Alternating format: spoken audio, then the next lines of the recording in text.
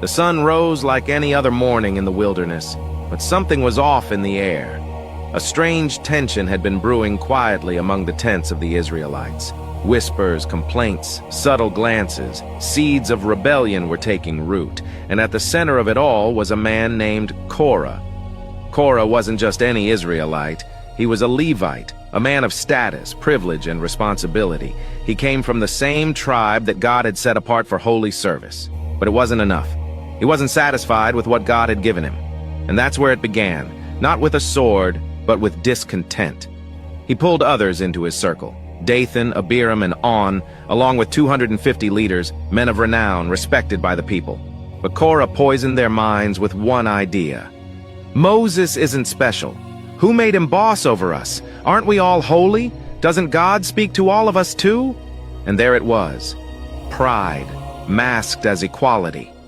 Rebellion, dressed in the robe of fairness. They marched together to confront Moses and Aaron, brazen, bold, blinded by their ambition. "You take too much upon yourselves," they shouted. "All the congregation is holy. Why do you exalt yourselves above the assembly of the Lord?" Moses didn't defend himself. He fell face down, not out of weakness, but out of awe and sorrow. He knew what they were doing wasn't just against him. It was against God himself, so he gave them a test. "Tomorrow morning," Moses said, "you and your followers are to bring censers filled with incense before the Lord. Let God show us who he has truly chosen." And morning came. The 250 men stood at the entrance of the tabernacle, swinging their censers in defiance. Korah stood proud with his arms crossed, thinking this would be his moment. But then, the glory of the Lord appeared. God was angry. He told Moses and Aaron to step away from the entire assembly. He was ready to wipe them all out. But Moses and Aaron interceded.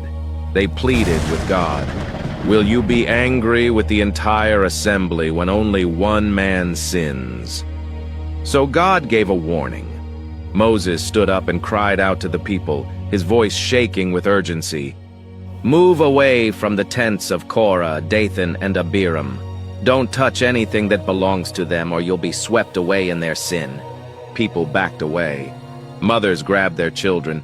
Men pulled their livestock. Eyes were wide with fear. Korah and his company stood defiant, mocking, unbothered. And then it happened. The ground split open. It wasn't an earthquake, it was a judgment. The earth opened its mouth and swallowed them alive.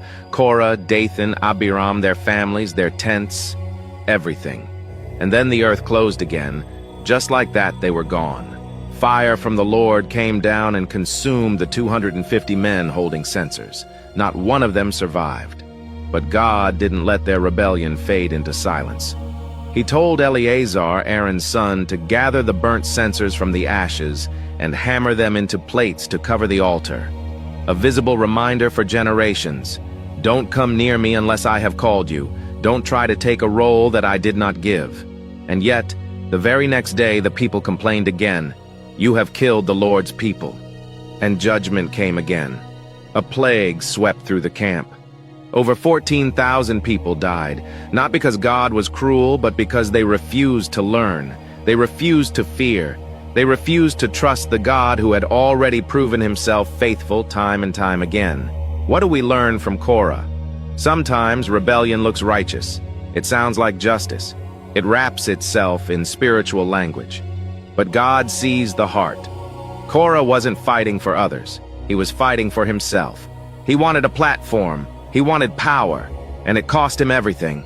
Pride is a dangerous fire. When you try to exalt yourself, you place yourself in opposition to the one who deserves all glory. Don't be a Korah. Be content where God has placed you. Serve faithfully, walk humbly. And when you're tempted to grumble or grab for what's not yours, remember what happened in the wilderness, when a man tried to take God's place and the earth swallowed him whole. If this story moved you, don't just scroll away. Feel free to like, share, and follow our page for more spirit-filled content. God bless you. Amen.